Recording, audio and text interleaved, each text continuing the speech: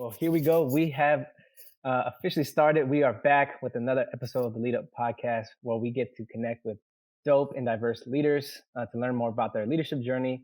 And so you can level up your leadership. And today I got a good friend. But before we get to my friend and guest, I want to give a special shout out again, as always, to Darling New Media. Shout out to Nate behind the camera and all the production, doing always great work. Make sure to check out Darling New Media in Midtown. If you need any podcasts or media services, they got you.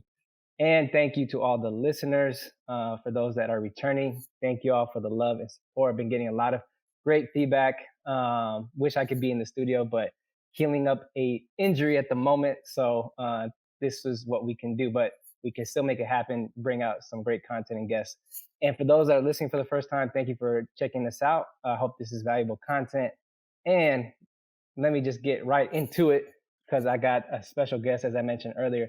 I have my good friend, Mr. Brandon Cheathon, for episode 36. What's going on, sir? What's up, brother? How you been? I'm great, man. Besides this injury recovery, I'm feeling good. How are you? I can't help but feel partially responsible for that injury. We discussed why this is. I introduced you to the gym that you got That's injured at. right. Yes. I don't. Yeah.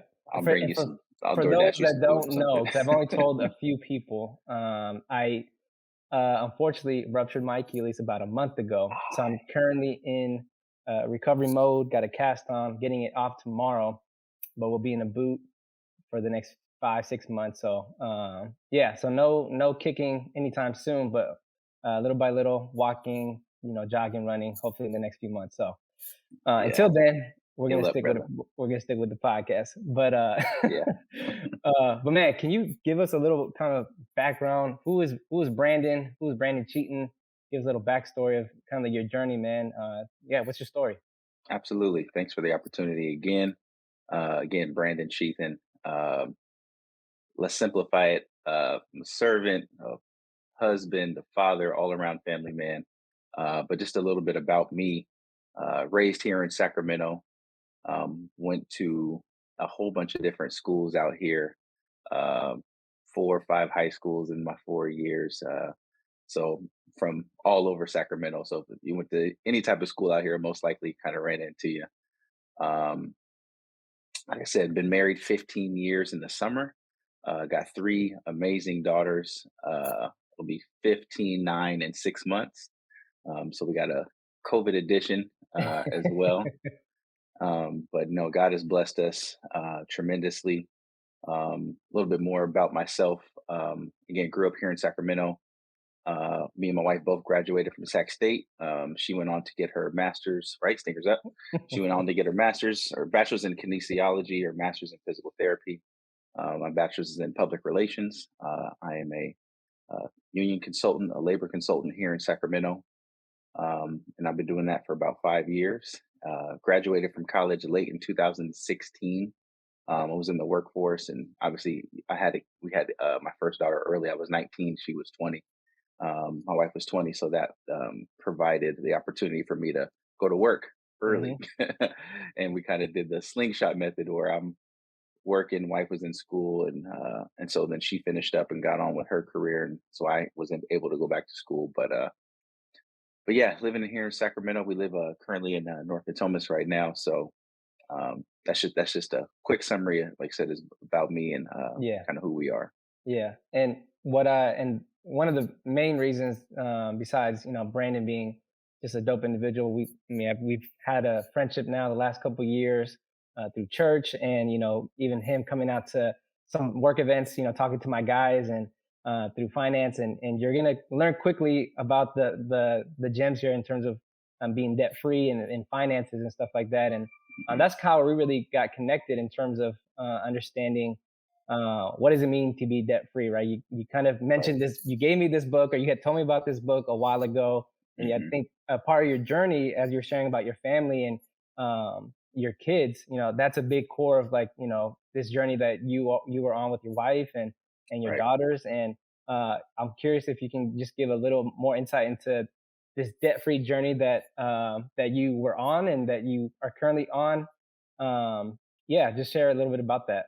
Yeah, and I'll back up to 2014 because uh, we got married in 2007, and for probably the first 7 years of our marriage, again, we had my first daughter 2007, my second in 2013, and we struggled. We were poor. I think the first 5, 6 years we were on government assistance, food stamps, cash aid. I remember when food stamps still came in big checks. Then they moved over to the debit cards to make it a Yeah, little more discreet, but we didn't have any shame. That's just where we were. yeah, Young, trying to get an education, trying to enter the workforce. Not a lot of financial wisdom at the time, yeah. and it wasn't until uh, it was one of our financial low moments. Financially low moments. We got a letter after my wife graduated with her bachelor's. We got a letter from her student loan. I think it was Sally Mae at the time, and they say, "Congratulations! You got your new job, whatever the case is, and you're going to." It says you. Oh, like here's your new student loan payment because now that you Hmm. graduated, and that student loan payment was, I think it was like $1,000 a month. And we had just had our second daughter, and our Wow. rent was 895, Mm. and so we were sitting at the kitchen table and just kind of it melted, just Right. kind of melted together. But that again, we didn't do anything wrong. We weren't necessarily just running up credit card debt or anything like that. But it was just, even in the pursuit of education, Yeah, life kind of throws stuff at you. And at that point, we had to make a choice not to be stagnant, and to kind of get on the offensive. Okay, what are we going to do? yeah. What's a plan? What type of financial plan can we? And so my wife, brother actually told her about some That's podcasts, right. some financial podcasts, Uh-huh. and she sent it to me, and I was kind of like, yeah, I'm not really into the podcast thing. Yeah. Turns out it was one of the most pivotal things in our financial journey. It was Dave Ramsey podcast actually, Hmm. and it just got us thinking about uh, finances, getting a plan together, living on. And again, we had no choice but to live on less than we made. We didn't Hmm. we didn't hardly make anything, but it gave us a financial plan, and then we saw debt as an enemy instead of Mm. being comfortable with it. Even student loans, like I Mm. said, we didn't really have any credit card debt, but this we saw we felt under attack by student loans after we got that letter. You know what I'm saying? All And right. so we had to formulate some type of plan, and so we were trying to buy a house, all that same time. Yeah. Again, we didn't make a lot of money, but again, back in, it seems like forever ago, back in 2014, the market here in California was still kind of favorable. Hmm. So we got on a budget. We got rid of our iPhones. We pinched every nickel we had, Yeah. and got a FHA loan, a first time home buyer loan, and we're able to buy something that was within our budget because we could afford about $1,000 a month total. Yeah. And I think our first mortgage was like $1,100. And Nado, you've been to the first house, you Yeah. know where it was at. Again, that it I was sure in the do. hood. If anybody's familiar with Sacramento, Power Inn and Fruit Ridge, we was Mm. off of 37th in the flats, but and it was a proud moment. We were like, oh my, we were so happy to be in that place. Yeah. We had got denied all over hoods in Sacramento, and we couldn't afford Oak Park, G Parkway. It was, so when Wow. we got here, we were so happy, and it looked like, at least our lot looked like suburbs, and then Mhm. you see the everything else around us, And but we Brandon, use that. let's talk about the numbers, man, because Okay. that's where I think where they really can be like, okay, what are we working with? What are we talking about? Like, how much Hmm. debt were you guys in? Because even how you got rid of it so quickly, or at least Hmm. attacked it, as at least Hmm. kind of the language Right. that you would say. What were the numbers you were working with, and what was kind of the actions that came to attack those numbers and get it down to zero? Absolutely, absolutely. So total debt, this is car payments, student loans, Hmm. medical, everything outside of the house. We had about 165, almost $170,000 worth of debt. I think it was 90K of student loans, and probably about 30 cars, and a bunch of miscellaneous things as well. But student loans was almost a hundred The thousand bulk of it, dollars yeah. of the bulk of it. And And so we got on a plan. We started using the debt snowball method, Mhm. paying off your debt smallest to largest. And what it did was it actually, because again, attacking this as a married couple, uh, it made us join our bank accounts together for the first time. I think we had did it and we had a bad experience and then we separated them again. But Oh, this okay. got everything in alignment, and so Mm. now it's us against the debt as opposed to my Mhm. bills and your bills, and so it really unified us in our approach. Something else we did, because again, to keep the girls on board, it was like, hey, we're about to go on this huge debt journey. Yeah. We were kind of forecasting it's going to take us about 2 3 years to get out. It's this big climb, and so if we're going to be making a lot of sacrifices, there's going to be a lot of no's. We're not going to Mhm. be eating out. We're not going to be taking vacations. We're not going to be doing a lot of these things. So in order to kind of sell it to the kids, Yeah. we got two jars, and we filled one jar up with 160 marbles, and each Mhm. marble represented $1,000 worth of debt, whatever our total number was, 160, 165, whatever it was. And we had one marble that was labeled Debtland. And then we had an Mm. empty jar that labeled Disneyland. And Mm. we told our kids, hey, every time we pay off $1,000 of debt, we're going to move one of these marbles from the Debtland jar to the Disneyland jar. Yeah. And that way, once every marble from Debtland is in Disneyland, we will take you to Yeah. Disneyland. Disneyland. Yeah. And please believe every day, those two girls asked, are we moving any marbles today? Did you guys pay anything off on the debt today? Right. Why aren't Right. we moving any marbles? What are you doing? So that was some of the best accountability that we Yeah. had, Right. and it kept us focused. The girls were like, "Hey," and sometimes we got to move two marbles, but that Mm. encouraged us to, again, we started telling our money where to go instead of Yeah. wondering where it went. Mhm. We were on a written budget. Again, we were just laser Yeah. focused. And all the while, we were in the middle of a house flip. We bought that house and it was a fixer when we Mm. got it. So we went in there and gutted it, did floors, vanities, appliances, everything except for a new roof. And we ended up living in that space after we flipped it for about 3 years. Mhm. And but during that time, we had a lot of breakthroughs. Yeah. My wife ended up getting a promotion during that time that almost doubled her salary. Wow. I graduated from Sac State and started and took a job and started my career. Mhm. So all this time, it was just increasing Yep. our income, but we were not increasing our expenses. And I Mm. think that's one of the biggest things with personal finance Yeah. is living below your means. Mhm. You have to tell yourself how much money you need on a month to month basis to cover your four walls and your kids, your food, your housing, your electricity, your clothing, and cap it. Yeah. And that way, when you get the bonuses, the promotions, and the increases, we were just throwing that to that. We didn't even see that. We didn't even touch it. And so, since we started this journey before I even started working, when I got hired on, Mhm. my whole salary, we were used to living off of one income at the time.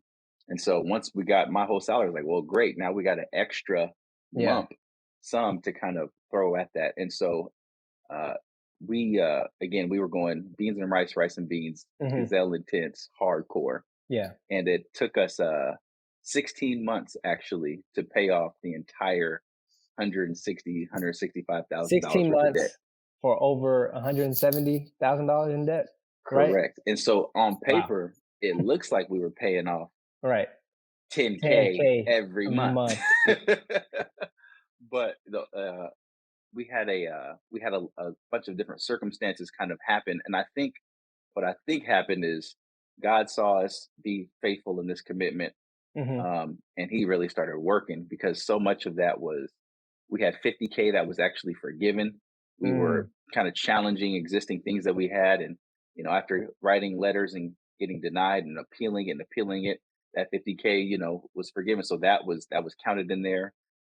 I ended up selling. We had a whole bunch of different vehicles. I sold probably three different cars during that time, and I Mhm. was just shoveling big. So those big lump sums Right. made a big difference. For sure. And then we were snowballing the rest.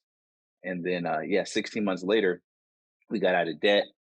We ended up submitting our debt free story to Dave Ramsey.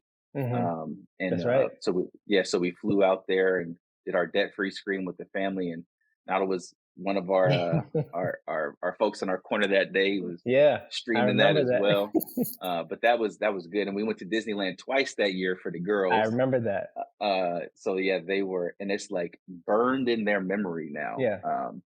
That our parents kind of did this thing to sacrifice. And now that was, ooh, we got out of debt probably 2017, 2018. Yeah, that was 2017. Hmm. Um, and we've been debt free ever since. We ended up selling that house. Hmm. And again, if you guys know where this house is, it was terrible. The area was terrible. And in that 3 years, we lived there 3.5 years. We bought that house for 165K, and we sold it for 270. Mm. So we made over 100K profit in that 3 years on that house, and we were able to use Hmm. that as our new down payment to the home we currently live in now, that we bought in 2019. Um, and so it's just been a kind of a blessing ever since then. But that was just the start. And Hmm. Dave Ramsey's his kind of baby step program. There's 7 baby steps, Yep. and get out of debt is baby step 2. you Hmm. know, and so it was so interesting to say, man, like, okay, and that felt like a huge boulder lift off your shoulder. We had never been debt free in our ever since we were kids. Since we came into adulthood, we always had some type of financial obligation on us. So Yeah. to start that financial freedom journey Hmm. was telling. I lost my dad during that time in 2016 as well, Yeah. and it was just such a it like stamps and it built my why, our why, as Yeah. to why we would never kind of fall into certain financial habits. Yeah. um, and I think it's just one of the best things that ever happened for us. There was a lot of spillover in our marriage as well. Like, Hmm. as we were doing this, our communication got better, our collaborative teamwork got better. My Hmm. wife got to see me do some things that she didn't know I was capable of, and vice versa. I got to see her do some things that I didn't think she had in her arsenal.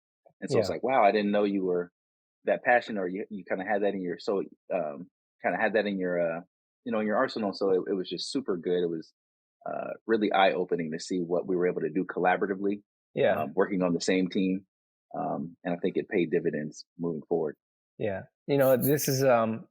This is really good because, a lot of the either students, peers, people that I look up to, different circles, even content that we kind of engage in. Finances, it's mainly the kind of the either the biggest kind of draw of how to whether it's starting a business or how to kind of Hmm. create a new stream of income. So people are always you know some ways talking about money, right? Whether you're trying Hmm. to get some, trying to, cut up some debt or right, or trying to invest, right? And I think that's more and more. Some of it is unfortunately, very scamish, right?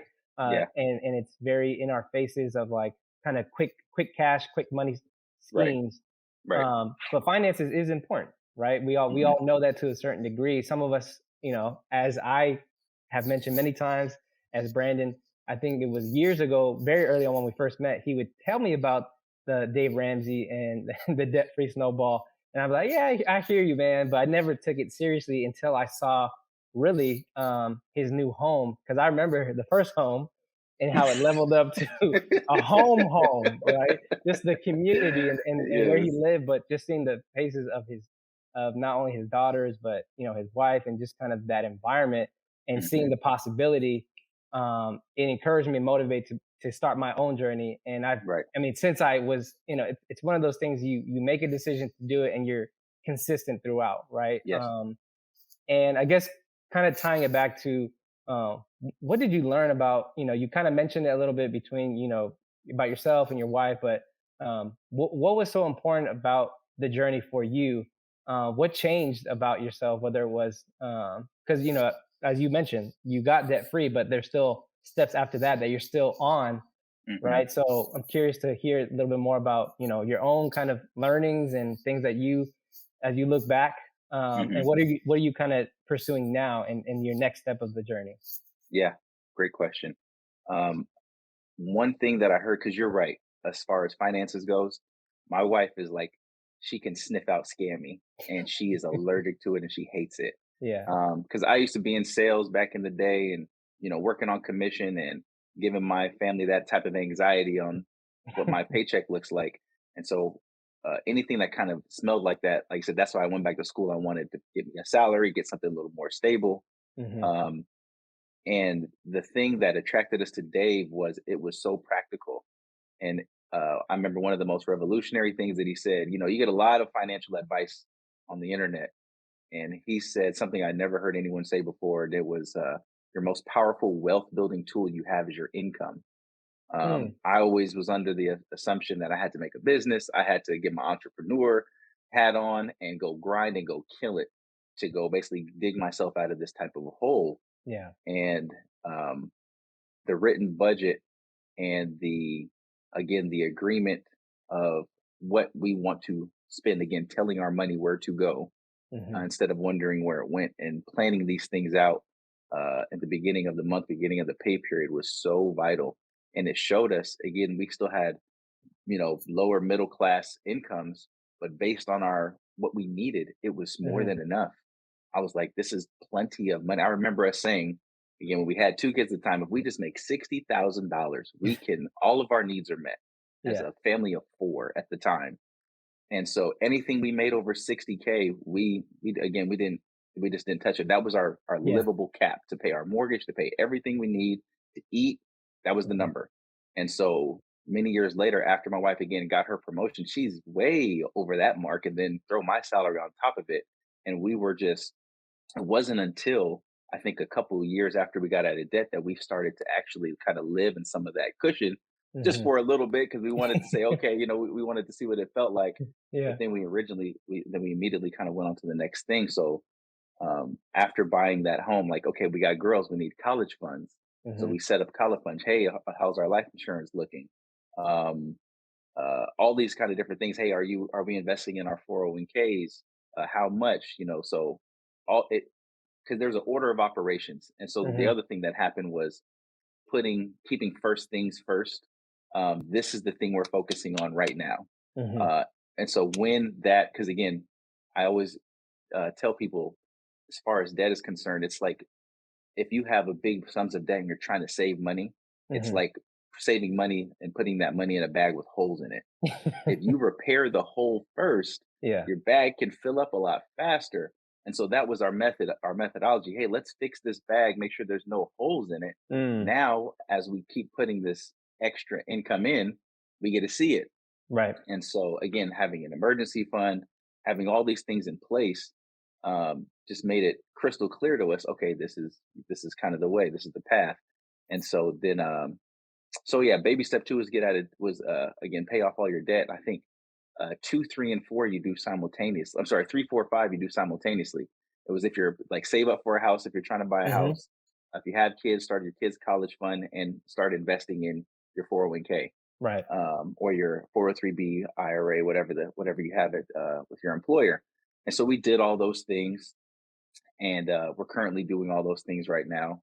Uh, and then, baby step six is pay off your home, and Hmm. so that's the step that we are focusing on right now. Our girls are giving got our college funds in place. We actually refinanced our house now it's 2 years ago now. When the pandemic hit, Hmm. rates dropped. And so when I bought we bought the house that we live in right now in Natomas. We bought that house in 2019 for $449,000. Hmm. Um, and we got I think a 4.25 interest rate when we bought it. Hmm. Hmm. And then a couple years happened, pandemic happened, rates went down, they went down, and we were watching them. And I said, okay, this is going to be the time. So we Yeah. refinanced from a 30-year to a 15-year fix, Wow. and we refinanced to a 2% interest rate during that time. Yeah. So now our house will be paid off in the next 10 years. Wow. That's the goal. It's on a 15-year fix, but we still pay extra Hmm. on it anyway. Hmm. Because yeah, my goal is to have that done before my middle child is through with high school. Yeah. so Wow. so Jada will already be done, but by the time Taylor gets in high school, I'm trying to have that done. Yeah. And that's again, this is kind of one thing and it's on autopilot now. And then Mm, baby step seven is live and yeah. give like no one else. And thank God during this time of just kind of financial freedom, uh, one thing that we implemented this year little different than our normal tithes and offering is we just want to be like random Hmm. givers and just, hey, we see a need, like, hey, this month, do you mind if we kind of shovel it this way? And hey, this Hmm. person's really, and just, so we have a big community and we just want to help folks. We want to be a part of, people are doing amazing things. You got a podcast. We got so many friends Hmm. that are, again, entrepreneurs and then business women and businessmen, and we want to support that. And so that's like almost like a fringe benefit of Yeah. being able to have all this discretionary income. You can do what you want to do. Hmm. Um, and again, we still have our obligations and things like that. But yeah, so next as far as our development again is again getting that mortgage paid off. Man, we want to live in this debt free house for a little bit, but also Yeah. um, thinking about how our careers will mature and how we what we want to do after that as well. Um, so yeah, I think that's pretty important to us. Yeah, no, that's good. And I feel like as you were talking, I'm hearing like some people will be thinking, well, I don't have kids, I don't have a home yet. I'm still in Hmm. school or finishing up school. Like how would this like where should I start? How do I start?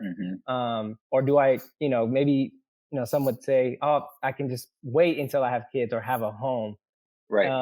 But I know you probably heard this from some people in terms of like being in school. It's like, where do they start? What's the best way for them to kind of really attack this and kind of put them in the best position? Because again, when it comes to finances, especially, I mean, we've seen it in during this time, right? People are, when it comes to the workforce and Hmm. things that gas, right? And, Hmm. and and so there's windows of time that are changing that kind of impacts, Hmm. how people live. And I think it's important whether they're in school, out of school, trying to pursue their career or a new job, or just think about how it benefits them financially. Um, you know, how can they set themselves up for for success? Absolutely. Um, and I would tell them to follow that Renato path, as Renato came to me in that exact position. And this is why I think um, your community is very important. And I remember sitting on the couch at the old house and we were like, hey, Nato, like, Right. how much debt you got? Like, let's look over everything. And I remember you told us your debt number, and me and Ren looked at each other. We were like, Right. man, what it is to be single with no kids. It was great, but at the same time, Yeah. it was still a challenge for you. Hmm. Um, and you had your time because again, it's if I don't have her keeping me accountable, sometimes that might lessen or increase the time that I'm actually on my path. And so that just that first thing was that budget that was important. So like I think you kind of already had something in place, but saying, hey, what's the next thing that you want to do? So sitting down with these people saying, what do you want to accomplish? Like, what's your goal? Because There we honestly, go. Yep. I forget what study this was from, but the average, folks coming out of high school, graduating college, it used to be you want to buy your house, you Hmm. want your career, and you want your kids. But now the average younger millennial, they don't want to get married and they don't want to buy a house. These house Hmm. raises prices are crazy, Yeah. and marriage isn't necessarily on my thing. I'm trying to do me, so they just want the career, and Yeah. they want it. So it allows them to kind of be a little bit more laser focused. Hmm. But the priorities, as far as what they might want, kind of have to be tailored to what the outcome is they're looking for. Yeah. So you're right, like you said. And I got some single friends that are like, no, I still want to save up for my wedding day, so they might be Mm. doing something like that. Yeah. But I would say chart out that path um, again that financial freedom. So we might start with again student loans, cars, credit cards, Hmm. just some basic personal finance things. Because at the end of the day, you still have to be in control of your personal finances. You Yeah. still have to um, provide a roof over your head. You still want to have 3 to 6 months of expenses as an emergency fund. That way, if because again the pandemic uh, kind of showed like when everything went out in the beginning before we started getting all these stimulus checks, Yeah. everyone kind of got caught skinny dipping. It was like, oh man, the tide's out, and so everyone was kind of Right. worried and kind of see what was happening. But during that, like you said, there is windows of time of when you can be more aggressive. Because I remember talking to you after you got your bachelor's Hmm. and you were working on your snowball, and then you got into your master's program, and you were like, "I'm going to pay for this, and I'm going to snowball this as I'm Hmm. going." And I Yep. was like, "What? Like you're going to?" And you had your master's paid off before you even graduated, Right. and that only happened because of again, the laser focus and the plan that you had set out before you. You're the Hmm. only person I ever met and probably will meet that was like, no, I got it. Yeah. And was like literally working through it, that didn't necessarily just have somebody just grace you and say, oh, here's 30K, here's 40K, but Right. actually trudge through that. You have to see it. And again, I Yeah. think a lot of people, expectation is expanded through exposure. That's not my quote, Oh, but please run it that's back, not run it mine. back, run it back, run it But back. expectation is expanded through exposure. That's so So good. I was able to expose you to, hey, this debt free thing is kind of possible. I don't have to be in debt while I'm in school now. Again, I don't have all these family necessarily obligations. So let me direct it towards here. Mm, And that's exactly what you did. So a lot of folks can do that. When I talk to my cousins that are younger than me, and they don't again have family, or they're not trying mhm. to sell necessarily save for a house right now, it's like, yeah, that's fine. Like, stay where you are. Just clear this stuff out the way. That Right. way, when it comes to you trying to buy a house, the first thing they're going to look at is your DTI, your debt to income ratio. And Mhm. if you don't have the debt, guess who's going to be approved for the loan, and so Right. you just make yourself a lot stronger candidate, whether it's for your business loan, a home loan, or whatever the case is, even though we don't want to be borrowing out too much money, you know what I'm saying? But those two things, especially for a home, uh, you're going to have some type of down payment or whatever the case is. And so it's like, if that's your goal, let's mark it Yeah. out. Let's see what you want to do. I Yeah. remember after talking to some of the IYT folks, I remember meeting Keelan, Mhm. um, and he came to the house and kind of had that same thing. He's like, "Hey, I'm not married, no kids. Um, what do I do? Like, I got a decent credit score. I got a little bit of money saved up." And we kind of went through his stuff, went through his, pulled up his little Credit Karma, and I was like, "Well, you can buy a house." Mm. He was like, "Right now?" I was like, "Yeah." Again, houses were still favorable. Yeah. And then he was like, "No, I'm not ready to do that. Like, I need to." I was like, "You need to do what? You got Mm. 3 years of W-2s right here. This is your income. You got 3 years of work history. Right. I guarantee you can get qualified for this level of home. And Mhm. as long as if you can afford this, you can afford that mortgage." And he went away like, "Are you just like kind of mind blown?" And Right. then soon after that, he closed on his first house. Yep. So sometimes we think there's so many steps that we need to do, or this, and that, but we kind of just look at your expenses and your income just Yeah. like a basic balance sheet, and we see where you are, see where you want to go, and then we chart that path. Yeah. And sometimes it's a lot more straightforward than people give themselves credit for. Mhm. And then on the other end, some people, we got a lot of work to do. We need to either increase their income or decrease their expenses or do a little bit of both. But it's very doable. Yeah.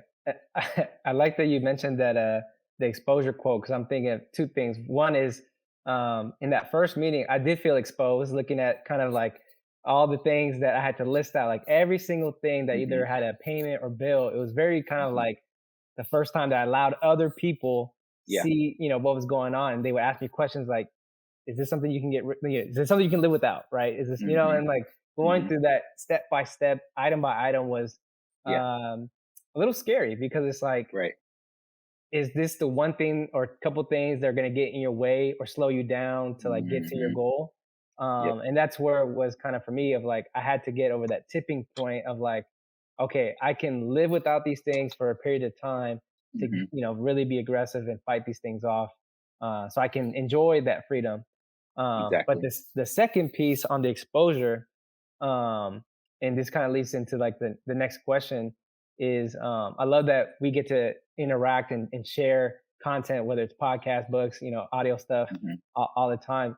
Can you share like what content that you're exposing yourself to or your family Hmm. that you get into to continue to like level up? Because I think that's something that is underrated at times where, people feel like they need to read a book or they need like Hmm. find what works for you, find Yeah. things that are going to help you and that you're going to retain it because Yep. you can consume so much. As I mentioned before, Hmm. there's so many things that we can consume on a daily basis, but if it's not something that you're just going to actually apply, then you kind of you're just listening for minutes at this point. So Right. I'm Right. curious to hear more about just like what are you engaging in, what are you exposing yourself to kind of develop as an individual.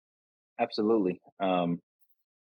I think after I graduated, I got back into books. I wasn't a big reader, but we know readers are leaders, and so I had to get back into that. And so one of the first books again I read was Total Money Makeover while we were in our debt free process or our getting out of debt process by Dave Ramsey, and then I read Legacy.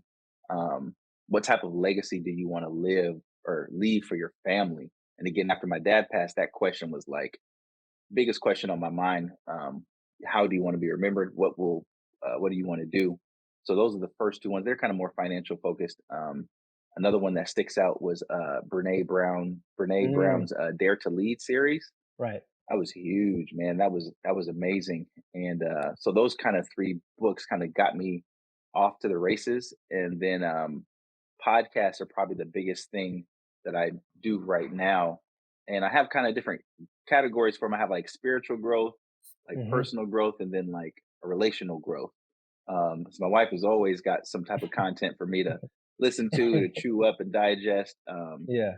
And so for our spiritual growth, the Bible Project is probably my Hmm. biggest fan of the Bible Project and their series, their YouTube series. It's so helpful and informational for my spiritual growth because I think you can't just focus on I need more money because now it's your idol, and you're going to be chasing your tail around and uh, so all these things you want to get wisdom more so Hmm.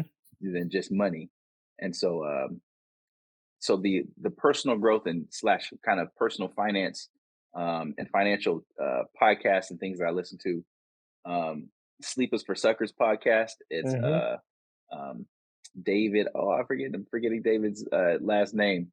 But yeah, Sleep is for Suckers. It goes by another name to Social Proof Podcast. There it is. Hmm. The Social Proof Podcast. That is, they have great content. They're always bringing on different business leaders, CEOs, different spaces, education, tech. Um, Entrepreneurs picking their brains. Same with the Dave Ramsey podcast. It was Hmm. so impactful because people call there and ask Dave questions all day. And so I learned from situational analysis and Mm. experience. I'm an experiential learner. So if I can learn from a Renato's experience and he's telling me, hey, I got Right. into the trucking business. And if you're going to get into the trucking business, don't do this, make Yeah. sure you do this. Then, I get to skip those steps a little bit. Hmm. And also Earn Your Leisure. Earn Your Leisure is another Yes. podcast that I'm constantly on Hmm. for financial tips. Again, that's kind of some personal growth ones. And then for our marriage growth and things like that, uh, the Perrys, Preston Perry and Jackie Hill. Jackie Hill Perry, Right. their content is amazing. Um, Even the Love Hour, I think they just stopped the Love Hour. Kev on stage and Miss Kev on stage. Uh-huh. They're hilarious and they always kind of keep it light and keep good marital conversations going. Belief in Fatherhood. That's another person who has really revolutionized Yeah. the family space, black Hmm. man, black father family space. So him and his wife, their podcast. Again, these are real couples that are going through stuff, and and I feel like when they go through something, me and Sharon have to go through it because we take sides during the Yeah. podcast. I'm like, wait a minute, are we really arguing right now? This is their issue. This isn't ours. Right. Um, and Gottman's relationship stuff is like Socrates. Mm. Gottman is the goat on any and all things relation relationship focused. And so we are usually going between something like that, or always just throwing something at each other. Hey, what you listen to today? Hmm. And we're not perfect. We can always still step it up, but those are just some of the household names that you'll probably be familiar with that we consume on a day to day basis. That's what's up, man. Dope podcast. Some of the things I haven't heard of before, but any of those will serve you well. As we start landing the plane, one of my favorite segments, and hopefully you can do well better than Nehemiah. I got him again. I mentioned it last time. Me making us look bad. Lightning round is quick. Lightning round. Let's go. Just Let's go. Let's just go. FYI, right? So the lightning round are random questions. Your first thing that comes to your mind, that's the answer. So we're gonna speed through and then we'll close it out. So you ready for the Got it. lightning round, sir? Let's go. All right, here we go. Jimmy G or Trey Lance? Trey, what are we talking about? Get out of here. All No, right, that's don't get easy, me easy started. one. Sorry, yeah, just have to get that one out of the way. All right, Next one, artist or song that is currently on repeat. Ooh, my gym playlist, Toby Nwigwe. I Mm, get that fi. I that- can squat 400 pounds. Shout out to Toby. Next one, something that most people wouldn't know about you. I don't like cheese. I did not know that. I'm the weirdo. I get Um, it. But I still eat pizza. I'm kind of weird. But yeah. and you worked at the cheese. Never And I mind. work at the Cheesecake Factory. Anyways, Okay. Next question. All right. Take it however you want. Fill in the blank. uh-huh. Will Smith is In trouble. that he is, or to some Being he drug over is. the coals. Next one. Most used emoji icon. Ooh, it's probably a laughing face. It's the laugh Laughing. with the little tears. Yeah. Gotcha. Okay. Yeah. Next one. Who is your doppelganger? Oh. So I just went to have dinner with this person the other night, and we get this question every time. Are you guys brothers? Are you guys? It's Chris Perry. Chris. Shout out to Me and Chris Peasy. show up. Peasy. Me and Chris show up. They be, are you? I'm like, no, we're not No, related. We're not. No. So even my mama said it. So I got to give it to that's a good Chris. one. Shout out to Chris. All right. Next one. Person who inspires you the most.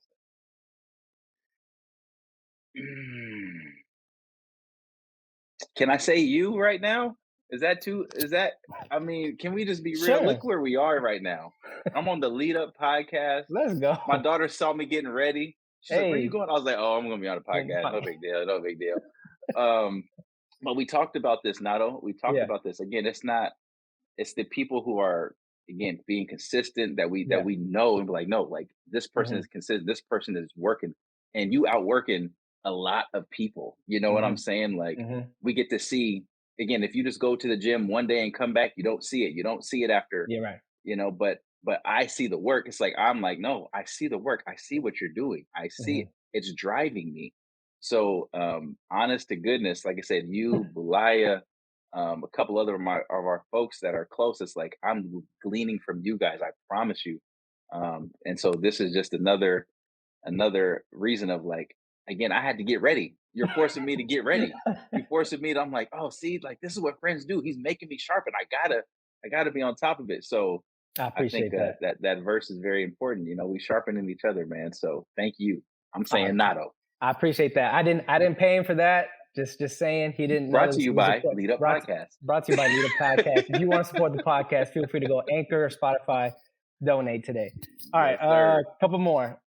Worst nickname given to you? it's the best and the worst one at the same time because it's Okay. not going away. And it's from my mama. Mm, And any family knows Mook, Mook. Mook. All of my family call me Mook. I'm Hmm. like, y'all, just call me B, call me Cheat, call me whatever. But whenever they trying to poke a little fun, they be like, oh, Mook, Mookie. So Give me the 30-second version. What's the story behind Mook? I'm curious now. you know how black people make nicknames, Nato. There's no reason, no rhyme, no rationale. Just This is it just baby. is. My sister's nickname was Muffy, and my Uh-huh. nickname was Mook. You got to ask my Okay. mama. You got to have her on and Okay. say, I'll have "Hey, to I'll have to get her Miss on here and Cheathon, get the what was origin the?" story. what- but yeah, Oh Mook. man, Mook. Got it. Next one. If your life was a mixtape, what would it be called? Ooh, cheating or trying. Next one.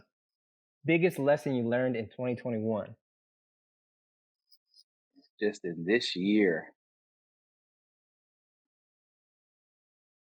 having a baby ain't easy, even if you're a parent. This 6 month, 6 month baby girl. She Mm-hmm. kicking our tails every now and then. And shout out to everybody ain't getting no sleep. Right. Team no You know, sleep. that's the biggest lesson is actually, I take that back. Along with that, we've been getting her on this new schedule. You know, these new babies go to sleep like at 7. We're supposed to go to sleep all night. Like Yeah. I didn't know. And so we had a lot of coaching and friends saying, hey, no, put them down 7:30. They should be Mm. bed. I'm like, how's they ain't gonna sleep that long? It's working. She slept all night from 7:30 to 5 a.m. 7:30 Wow. p.m. to 5 a.m. Six. So Biggest lesson I learned is put these babies to sleep earlier. there, you, Have a night. there you go. All right. And as always, to end the podcast, finish the statement. Every leader needs. A mentor. I love that. I think you're the first person to Every say that. every leader needs to have somebody to glean on, somebody to hold them accountable. Because if you just alone at the top, there's only one way to go from there, man. And somebody to keep you humble, to tell you, uh, and hopefully, like going back to Will Smith, I'm sure he has somebody, Denzel, Yeah. might have been somebody to kind of pull you to the corner Hmm. and say, "Hey, man." And for the married folks, if you got that spouse, you kind of got a built-in somebody to kind of help you out. But yeah, every leader still needs a mentor, man, for Yeah. sure. That's powerful. Man, thank you so much, Brandon, for being on the Lead Up podcast. Thank Just you, brother. appreciate your friendship and everything that you've given to me over this last couple of years. So just thank you for Likewise. spending some time and sharing with the folks. So thank y'all for tuning in. This was another Lead Up podcast, episode 36. We got amazing, amazing guests in the next few weeks. You don't want to miss it. We'll see you on the next episode. Peace. Yes, sir.